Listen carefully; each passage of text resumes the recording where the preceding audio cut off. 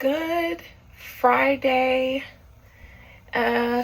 morning, afternoonish. It's 11:21 here in Florida. So good morning, afternoonish to everyone. I love you. I know that you guys are having an amazing day because it's motherfucking Friday, and everybody loves a Friday. So you guys be blessed, have fun, all of that good stuff that happens on the day of Venus. Be safe though, you know what I'm saying? So I'm going to read Tracy Braxton just because I saw a comment on my YouTube channel this morning when I was getting myself together and doing my morning routine about Tracy Braxton, and it just made me think, okay, well, I don't think I read her before because she had just passed, and she passed from an illness, cancer that eats away at you. And so I like to give them time and space after they pass away to not grab on their energy so that they can kind of heal or whatever they do over there. And so I think I'll read her now. So let's just get started. I have to go to a faraway place to reach the dead, since I'm not doing my full-on seance for you guys, because I do have a full-on seance that I can do, you know, where I sit down, I have a certain incense, I have certain sounds and music, I have candles, I may have pictures and personal effects. All right. Most High Mother and Father God, thank you for this day. Thank you for this gift. Thank you for this platform, and thank you for the people that share it with me. Take me to, or bring your daughter, don't take me to her.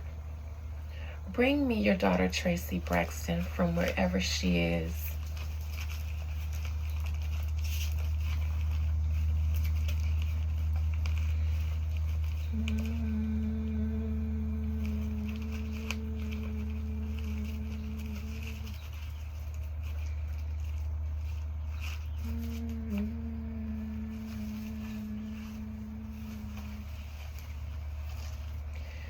Tracy Braxton. Tracy, Most High Mother and Father God, please allow me to see, speak to, and conjure up the spirit, the soul, the energy of Tracy Braxton. She is not here amongst the land of the living. Bring her to me from where she is so that I may speak and commune with her. Just momentarily. Tracy.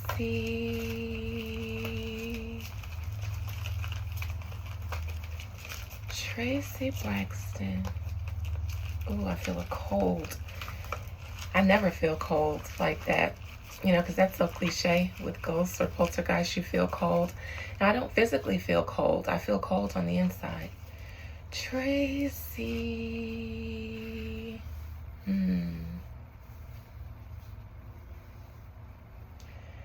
Tracy Braxton.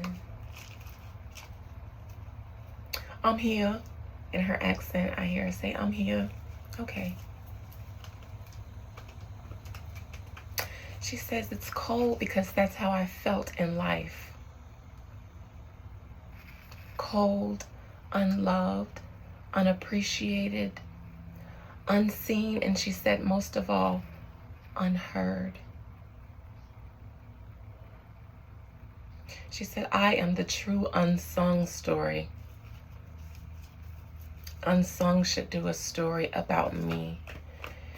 It's ironic that she ended up with esophagus cancer and she feels so unheard more than anything. Even if she was unloved and unappreciated and all of those things, being unheard trapped her from being able to express all of those things and properly heal from them. It's one thing to be unloved and unappreciated and, you know, all of those things. But if the only way that you can cope or heal with that is to express it, is to sing about it and have people hear you.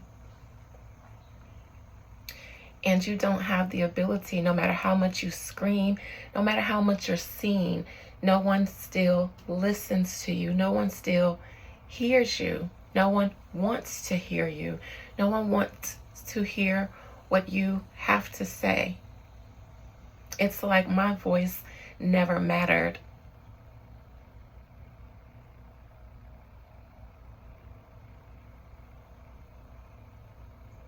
The sound of Tony and Tamar's voices took mine away. And I ain't just talking about their career voices. I mean their ability to be heard. Not just seen because they're pretty, but heard. Their opinions were heard. Their thoughts were heard. They could act out and get a reaction. They could go cold and get a reaction. I could go cold and be forgotten. I could be quiet and be forgotten.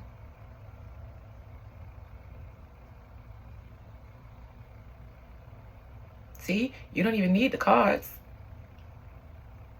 I'll tell you everything you want to know. Woo. Okay.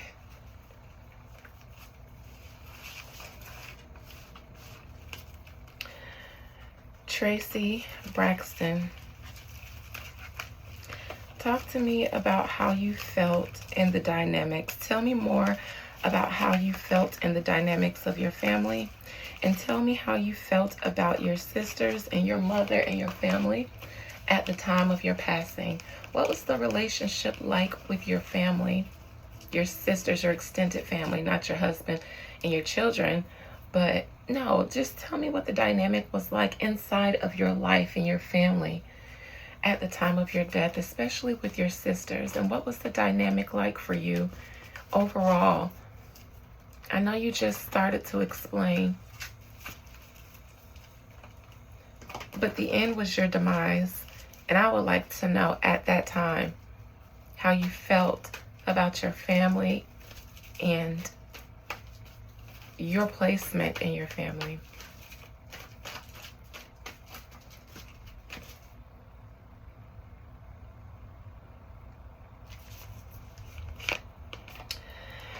It seems that there was always bickering and disagreements amongst the family.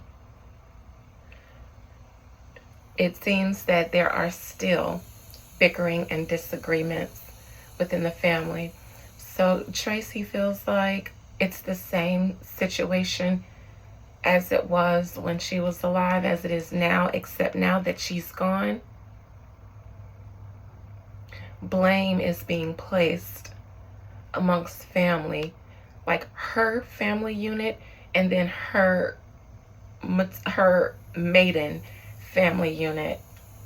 Who's to blame for who didn't love or treat Tracy right the most? You're responsible. You're responsible. You didn't do her right, but you didn't do her right.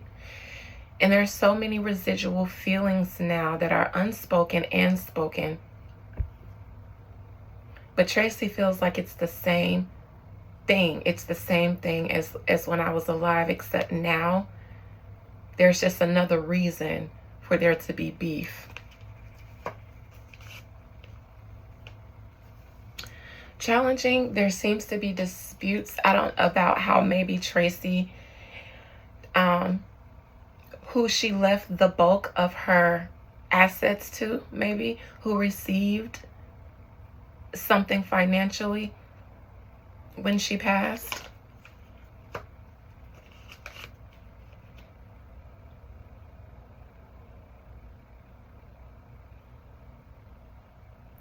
Tracy feels like she got sick because she couldn't be heard. And this isn't a mother card, but she doesn't see her mother as an empress, so I didn't get the mother as an empress. She feels like her mother is responsible for silencing her because she created the dynamics of the family.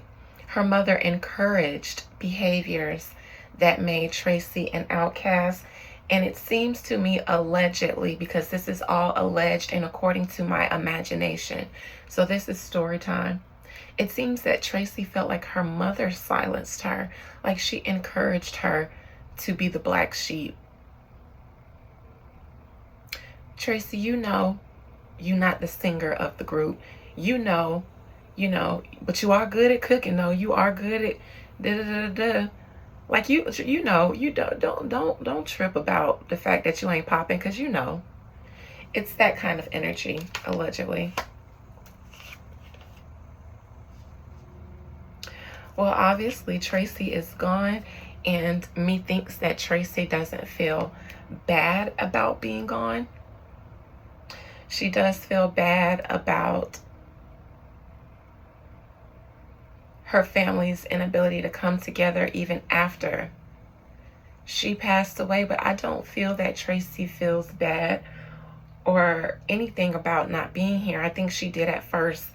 It took some adjusting to not being here for her grandchildren and her children, but now she's in a place, and this is typically why I wait. Now she's in a place where it just feels so much better over there. It feels lighter, and she's no longer, I mean, she still misses certain things about here, but she's not still in a place where she is mourning not being earthbound anymore. Because being here meant being restricted.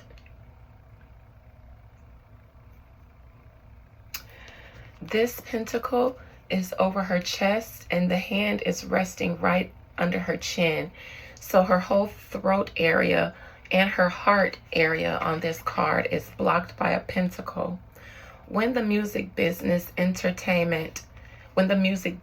or the entertainment business entered Tracy's life officially with that deal, with the opportunity to become an entertainer, that's when she lost her voice.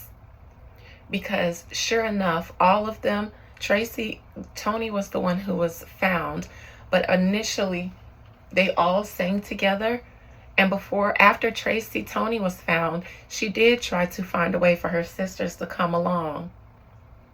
They sized them up and realized that they only wanted Tony, but then they could work with Tamar, Trina, and Tawanda. It wasn't Tracy's choice to leave the business. She said that when she got pregnant, it seemed like the opportunity had missed her, and that's kind of where the coaching for her to not even try to come back came in, vis-a-vis her mother and her sisters and everybody else, to be honest. And she realized that she wasn't wanted even after she got pregnant, because all of them started having kids, but even then they could still sing backup for Tony and perform for Tony.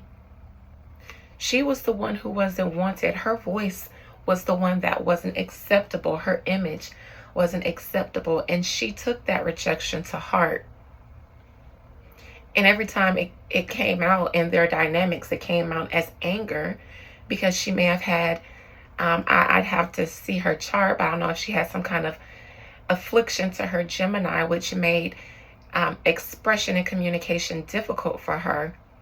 Even when she wanted to express herself, it seems like she'd get tied up in her words, or she wouldn't know the right words to say, so the points wouldn't be driven home. And it would come out sometimes as cursing and anger out of frustration to not being able to adequately communicate or express herself. And she lived in this. And this is what broke her heart, the inability to be seen, heard, loved, and expressed. And this obviously manifested as a physical illness in her. Esophagus cancer.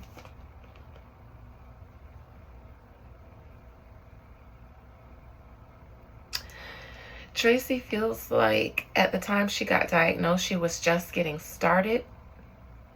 She was just getting a voice, because this is a Mercury rule card, the Magician. She was just getting a voice and a will for herself. But by then, she found out she had that diagnosis. And she never got the chance to take off the way she wanted to. She never got the chance to see her grandchildren grow up. And if she regrets anything, it has to do with her children, grandchildren, and the fact that she had just started, as she feels, to take off and get a voice for herself, and she never got to see it through. It's not really a regret. It's almost like she feels like it was a foolish mistake, because all she ever had to do was really believe in herself and stand up for herself and not care about what anybody else thought, felt, said, did. Just took that energy and just invested it in herself because she saw how it paid off. But by then,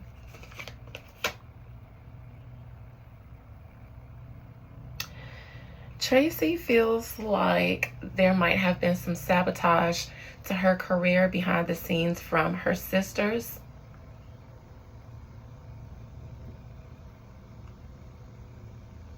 Like maybe her sisters or someone, I won't say her sisters allegedly, but someone didn't want to see her succeed. It makes me think about the incident where she had some performance online or was nominated for some award, and Tamar responded in a really shady way. It kind of feels like that, because at the time Tamar was doing her thing, releasing albums. Now, this could also be something that was going on behind her back with her husband, because he's in her hopes and fears.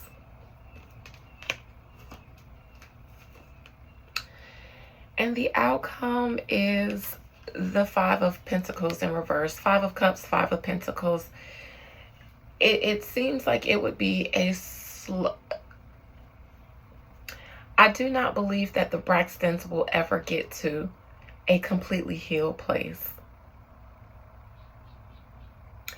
Not if the Five of Cups is in reverse, is in their future, and the Five of Pentacles, even upright or reverse, is in their outcome. If there had been another card in the outcome that showed more optimism coupled with that Five of Cups, then the Five of Cups would have overpowered and alluded to them healing and getting past grief and regrets and guilt and all of that stuff. But it seems like they're going to always be in a state of trying. Back and forth efforts to heal and not getting too far. It's so sad that all this permanent damage has been done.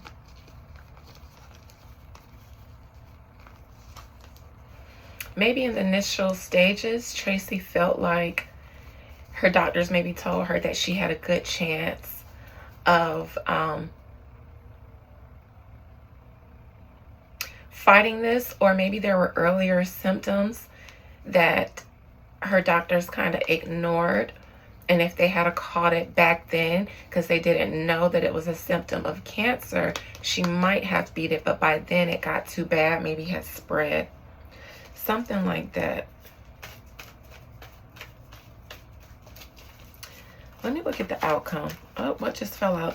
Now, in my mind, as I was reading the Five of Pentacles in reverse, for some reason, the Seven of Pentacles is what I was envisioning, wanting to see, but upright. Because that would mean they are going to get somewhere in their family bonding. They're going to get somewhere. There'll be some one thing. It would seem like the birth of someone that brings them together, or even the loss of one of these pentacles that would have brought them together. But in reverse, coupled with the Five of Pentacles in reverse, which is what I was about to clarify, I'm going to keep that, the Devil, and the Ten of Wands. Whatever efforts they make are going to be futile. Whatever seeds to grow and heal as a family unit won't produce any fruit, because of this Devil impeding any process. Now, I don't know what this Devil is. I believe, methinks that this Devil is a many of the toxic vices within their family unit that have just built up to this Ten of Wands, and it makes the healing process way too hard because there are too much toxicity in those relationships. But let me see exactly what that is that's really getting in the way of you guys successfully healing. So many unspoken things, so many unspoken truths, so many unwillingness to be vulnerable. It's toxic emotional behaviors that they've had since they were children, and especially magnified once fame came into their life. The show.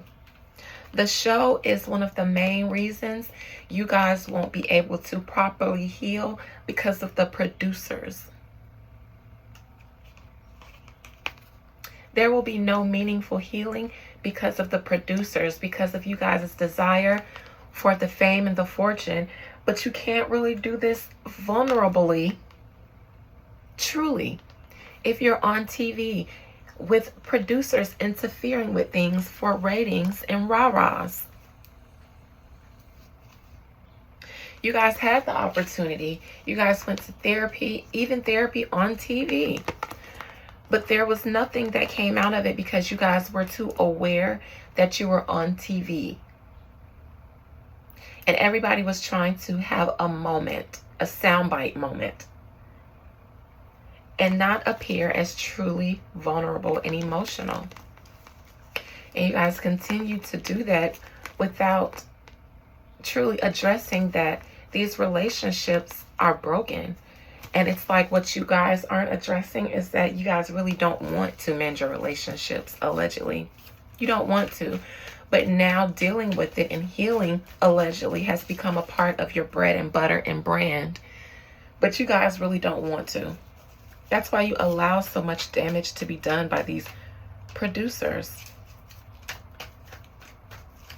I want to look into the Hierophant, the High Priestess in reverse, because that's some kind of... Now, that could be the producers secretly doing things behind everybody's back and kind of producing content for the show. I truly believe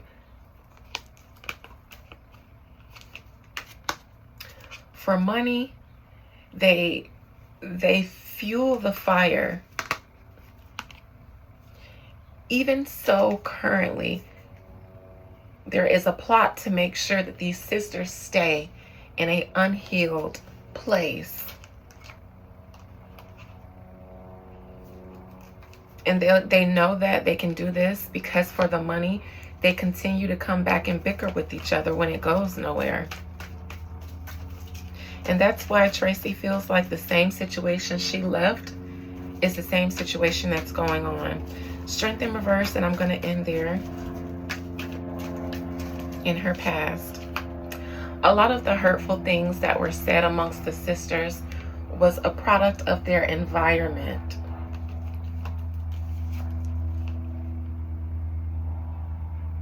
I hear in my mind Tracy was right when Tony was right when she described their mother growing up as Joe Jackson.